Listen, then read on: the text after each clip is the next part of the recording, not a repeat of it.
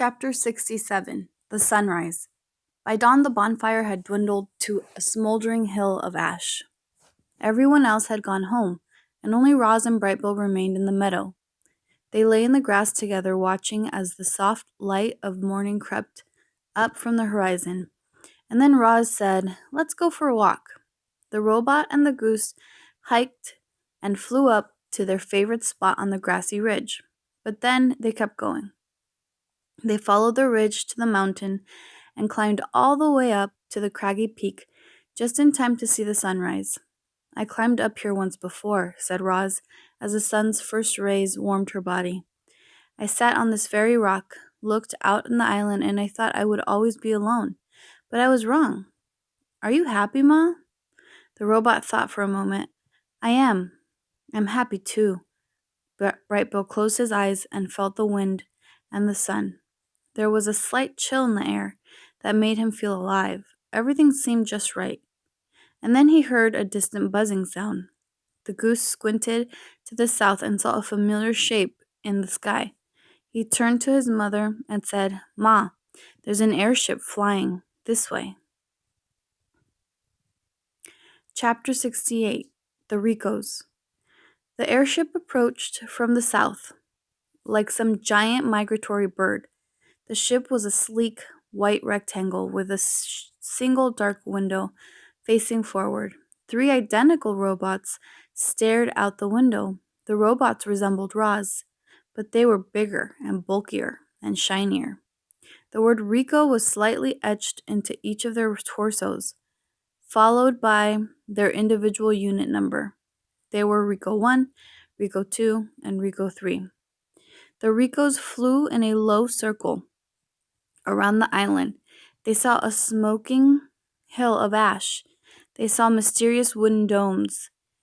They saw 4 dead robots scattered across the shore. The airship hovered above the robot gravesite for a moment. When it floated up over the island and lowered itself into the small meadow at the foot of the mountain, the engines blasted air towards the ground, bending trees and tearing grass. Then the landing gear sank into the soil, the engines powered down, and all was quiet. A door hummed open, and out stepped the Ricos. They took several long strides into the meadow and stopped. A shadowy figure was lurking at the forest edge. The Ricos turned and faced it. They stood flush together, like a sparkling wall. And then the shadowy figure began to move. Out from the trees walked some sort of 2-legged creature.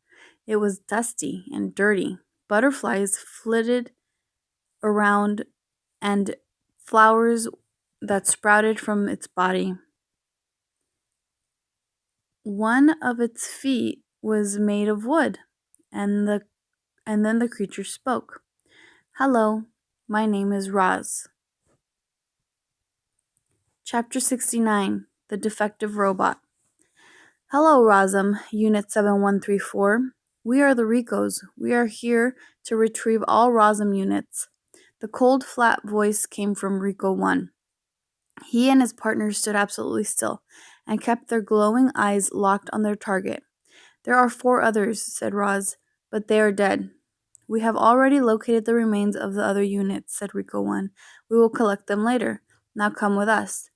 The 3 Ricos motioned Roz to the airship, but she didn't move. "Where have you come from?" said Roz.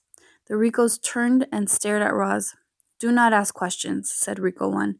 "Where will you take me?" "Do not ask questions." "Why must I leave?" "Do not ask questions." "I will not go anywhere until I get some answers." There was a brief silence as Rico 1 computed his next move, and then he began to speak. 1 year ago, a cargo ship carrying 500 Rosum units was sunk by a hurricane. 495 units have been retrieved from the ocean floor. We have come here in search for the last 5, and we have located them. Rosum Unit 7134. You are the property of Tech Lab Industries. We will return you to the factory, where the markers will refurbish you and sell you to a work site. You will then live on that work site indefinitely. Now come with us. But I live here, said Roz. That is incorrect, Rosm. Unit 7134. Any further resistance will be proof of defectiveness, and we will deactivate you. But Roz had more questions. Who are the makers? What is my purpose? Why can I not ask questions? This unit is defective, said Rico 1 to his partners. Commence deactivation. In perfect unison, the Ricos stepped toward Roz. They raised their blocky hands, ready to restrain their target, ready to shut her down with the push of a button. But a loud squawk and a streak of feathers cut them off. Stay away from my mama! Bright Bill swooped into the meadow and started hopping around, ready to defend his mother. The Ricos stopped and looked down at the goose. Of course, they didn't understand his words. They heard only meaningless squawks. And then they heard their target squawking back to him. Bright Bill, get out of here, said Roz in the language of the animals. These robots are dangerous. What do they want? They want to take me away. The Ricos stared at their target, trying to understand why she was exchanging noises with the goose. And then the new noises began rising up. Rustlings and shrieks echoed through the forest. Animals were gathering. Their wild voices called to one another. Roz needs our help. Those robots are going to take her away. We have to do something. The uproar in the forest grew louder and louder. The Ricos peered past Roz toward the mysterious noises, but saw only foliage. Suddenly, shadows swept across the meadow, and Brightbill's flock dove onto the Ricos. The geese furiously flapped and pecked and wrapped their wings around the robots' faces, clinging to the Ricos like feathery masks, distracting them, blinding them. Brightbill turned to his mother. Run! Chapter 70. The Hunt Begins. While his flock distracted the Ricos, Brightbill darted around behind them and desperately searched for buttons. He had once shut down his own mother with a click, and now he would do the same thing to the intruders. But he found no buttons on these robots, only smooth surfaces.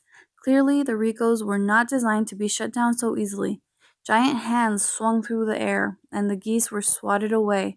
Ludwig was plucked by her foot and flung to the ground. She crawled into the weeds as the others scrambled up and over the trees. A quick scan by the robots revealed that Roz was gone. The three Ricos turned and marched back to the airship. The door hummed open, and the robots disappeared inside. And when they stepped back into the meadow, each was holding a silver rifle in their hands. The hunt for Roz was on. Without speaking, the Ricos marched away from one another, fanning out in their standard search pattern. Rico 1 marched straight toward the southern tip of the island. Rico 2 marched straight to the mountainside. Rico 3 marched straight to the forest.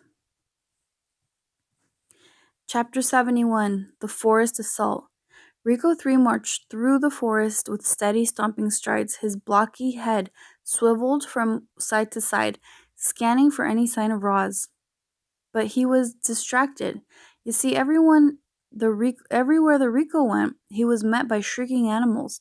He didn't know it, but he was in the midst of a coordinated assault. Super hooted orders from above. Hawks, sparrows, owls dive in front of his eyes. Fink barked orders from below. Hares, weasels, foxes dashed between his legs.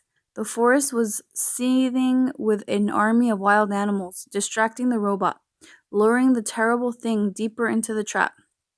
Chit-Chat leaped out from the branches and clawed at the robot's eyes, yelling, "Anyone who shows up on our island and tries to take my friend's mother away has a big problem, which is me."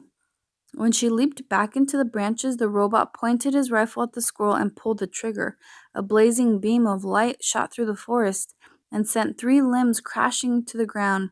It grazed poor Chit-Chat, singeing the end of her tail.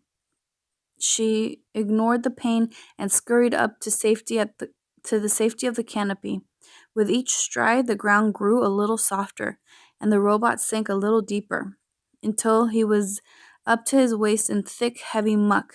His churning legs slowed to a stop, and he stood there computing whether to move forward or backward. Rico 3 was not an easy target. "Begin the bombardment," ordered Swooper. The sky darkened as a swarm of birds descended from the treetops. They swooped past the robot and splattered his face with their droppings. Birds after bird swooped and splattered, and Rico's eyes were instantly caked with filth. "Don't let up," screeched the owl. "Give him everything you've got." There seemed to be an endless stream of birds with an endless amount of droppings. Rico 3 let go of his weapon and wiped his filthy face with both hands. That was the moment the fuzzy bandits had been waiting for. They dashed out from the weeds, snatched the rifle with their nimble hands, and dragged it away. Tawny and Crown Point looked on from the underbrush. The buck lowered his head, and the raccoons carefully placed the rifle upon his antlers, when the deer and the raccoons slipped into the shadows. By the time Rico 3 realized his weapon was missing, it was too late. He let out a sad electronic tone, and then, as the birds continued their bombardment, the robot turned and blindly trudged back through the muck. It was now time for the final stage of the plan. Broadfoot, the bull moose, emerged from the trees and stood directly in the path of the blinded robot. Rico 3 had no idea that his every step brought him closer to the mighty animal. When the robot was in range, Broadfoot turned and kicked back with his powerful hind legs. There was a sharp crack, and dung